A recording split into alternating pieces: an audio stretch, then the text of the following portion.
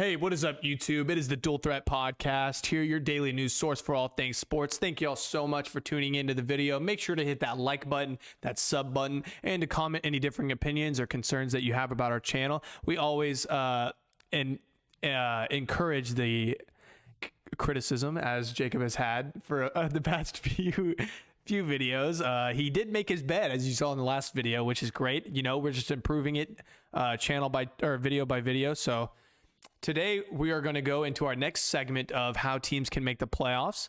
The College Football Committee came out with their rankings, I think it was yesterday, and Cincinnati Bearcats are currently number 7, and we're going to talk about how they can make the playoffs. They are currently 8-0, and you want to start us off, Jacob? Yeah, so Cincinnati comes in here as an interesting team because kind of like we talked about in our rankings video, they're not really super similar to every other team in college football. They don't have a super high-powered offense, passing attack necessarily, but they get it done on the ground and they get it done with their defense. They have the, I want to say, 7th ranked defense in terms, 6th ranked defense in terms of points per game allowed, and it's really a weird style of football that we're not used to seeing from a 8-0 football team. But I mean, it's working for them. They're getting it done, and the playoff committee apparently likes them enough to slot them in at 7, right behind a couple high-powered SEC teams, and on the outside looking in for now, but we're going to kind of get into how they can make that jump and be in the top 4. Yeah, and you talked about how they don't really have that high-powered offense, and that's kind of what you see in the top 10, excluding Georgia, I guess. That's kind of a random one. But you look at, number 1 through number 6, they all have pretty high-powered offenses. I mean, Florida, Alabama, Clemson, what have you. Those are really all high-powered offenses. They score a lot of points. And, Cincinnati does do that in a few games. I mean, they've only scored in the 50s twice this year, or 3 times, twice. Sorry. And they don't really play great teams, but their defense is what really makes it a blowout. They hold them to 10 points, 7 points, stuff like that. And so they did just have a huge win over UCF. UCF, we talked about it. They are a 3-loss team, so it's not, put them above Florida and A&M type huge win, but it's a big win for their program. They're now 8-0. They had that Tulsa game postponed, which I'm excited to see it come in a few weeks. Tulsa has looked pretty good. That might, just be a great resume, or have it as, being on your resume, which is great. Right before that College Football Playoff Committee comes out with their last rankings of the year. But what really needs to happen for Cincinnati to make the playoffs is, we talked about it earlier, they don't control their destiny. And so they're kind of like A&M in that aspect. And so what you're going to need is, first of all, you're going to need Notre Dame to lose this weekend. A lot of teams are going to be cheering against Notre Dame this weekend. They're playing North Carolina. And, as we talked about, this is a very upsettable game. Notre Dame is not really, I'm going to be the devil's advocate. Well, not really, just kind of, Notre Dame fans hate me already, so whatever. They're not great at, or they're not, elite at anything. They're just good at everything. And so that's kind of where they win those games. When teams have weaknesses, they exploit those weaknesses, but they're not good enough to drop 60 on you. I mean, they scored 48 in 3 overtimes against Clemson. So they're not going to score a lot of points like Alabama is. And so that's kind of where Notre Dame is. So that's easily a losable game for Notre Dame this weekend if North Carolina can force them, to fumble the ball a few times, get a couple of turnovers. So you need Notre Dame to lose this weekend. That's number 1. And then number 2, you're going to need Alabama to win the SEC. You can't have Alabama at a 1 loss because College Football Committee is, all over Alabama. They have been ever since they started. And so they're not going to not put Alabama in at 1 loss. We've seen that in the past. Alabama is the one that snuck in as the number 4 team. They're the first team to ever do that and not win the conference championship. So What else has to happen for Cincinnati, Jacob? Yeah, I mean, like you said, so Alabama, whichever year that was, they lose to Auburn at the end of the regular season, so they don't play in the SEC championship. Auburn loses to Georgia. Georgia's in at 2, Alabama's in at 4, and Bama ends up winning the Natty that year. I'm pretty sure. I think it was 2018 potentially when Tua won against Georgia in the Natty. But any sake, that's where A&M's at right now. They're the Bama of that year, and so it feels like A&M is hoping for the same things Cincinnati is hoping for, in that they want Notre Dame to lose a regular season game because then that guarantees the loser of the ACC is not going to make the playoff. They want Alabama to beat Florida because then Florida's 2 loss, they're out of it.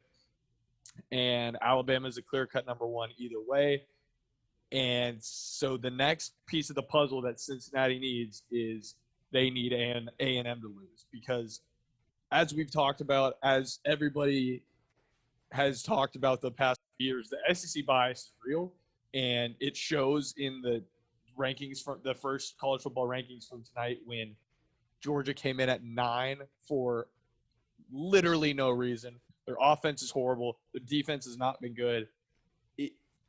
It makes it seem like that there's no way on planet Earth, if A&M's 9-1, they don't go to the playoff, or Cincinnati would go above them. So, I mean, all these things still have to happen for A&M to go, but if it's between Cincinnati and A&M A&M's 9-1, it seems like there's no way they put Cincinnati in over them.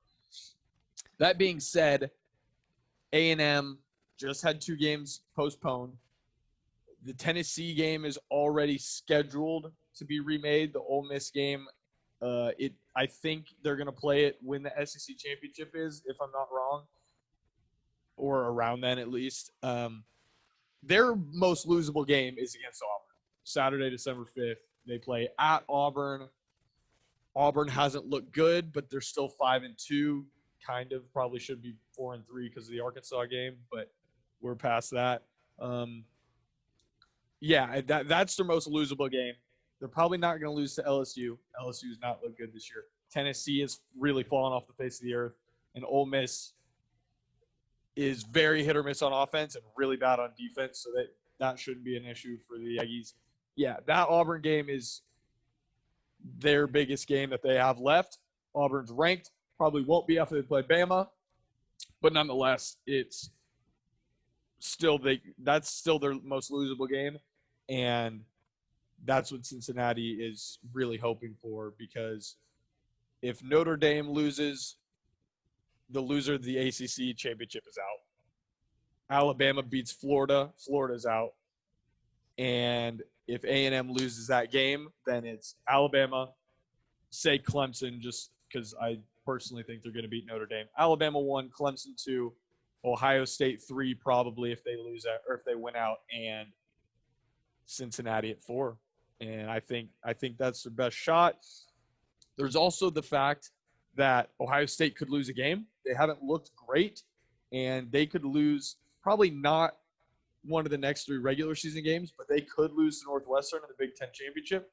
Granted, we talked about Northwestern didn't look great against Wisconsin even though they won, but I mean, anything could happen. So if Ohio State ends up losing a game, that's just one more door that opens for Cincinnati to make the playoff. But I think realistically Ohio State will win out. So they'll want Notre Dame to lose, and then they can sneak in above A&M if A&M loses one of their last 4 games that they have.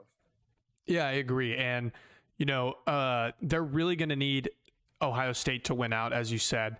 You can't have 2 one-loss Big Ten championships or teams, because then they might think, oh, maybe those 2 teams are kind of similar, put one in. So you're going to want Ohio State to win out.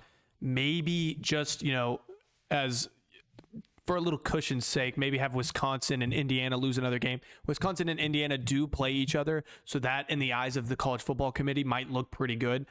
Wisconsin losing was actually a pretty good thing, because I think Northwestern has a better chance of getting upset the rest of this season rather than Wisconsin, but Wisconsin does play Indiana, so I don't know. But yeah, definitely you're going to need realistically only one key factor for Cincinnati that they need to worry about more than anything is that A&M's got to lose a game, because if all those other things happen, they're not going to put Cincinnati over A&M. And even if everything does happen, they might put a Pac-12 team in. I don't know. So maybe just have Oregon lose a game. But BYU is no problem because they're now number 14. I don't think the committee's really going to move them up unless they schedule a Power 5 team and then beat them pretty badly. But yeah, that's definitely what's got to happen for Cincinnati. They looked good. Really, Temple this weekend is really not that big of a deal. But Tulsa next weekend, or the following weekend, is going to be, or I guess in 2 weeks, is going to be a pretty good game. For Cincinnati, at least. If they beat them pretty well, that might look pretty good for the college football committee. So, yeah, is that all you got, Jacob? Yeah, I mean, one more thing. I think you brought up Oregon. This first college football rankings really made it seem like they're not even considering the Pac-12. I mean, they put Oregon at 15, and they're 3-0. They put them behind Iowa State. They put them behind Indiana, who just lost. They put them behind Oklahoma. I feel like if they were considering them for even a spot, only playing a 6-game regular season or whatever they're playing, I think they would have put them higher, more like 11, 12 maybe even 10 over Miami. But it feels like kind of them, same thing with BYU. It seems like them being so low in this first ranking that they're not even really in consideration. I guess we'll have to see. Oregon could win in their last 3 games by 50, but I mean, they're 3-0 when everybody else is 8-9-0, and they only have 3 games left. Putting them at 15, it doesn't seem like they're going to move up that high. So I think realistically, it's just one ACC team and one SEC team you got to worry about that you really have to get in front of for them to make the playoff.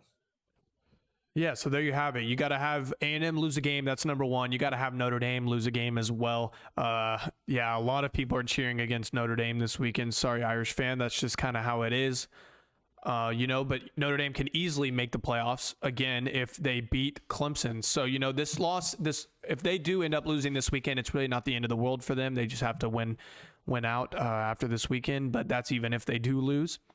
So that's just kind of how it is. That's where Cincinnati stands. And thank y'all for tuning in. Make sure to hit that like, sub button, comment any differing opinions, or if you find another way Cincinnati might get in.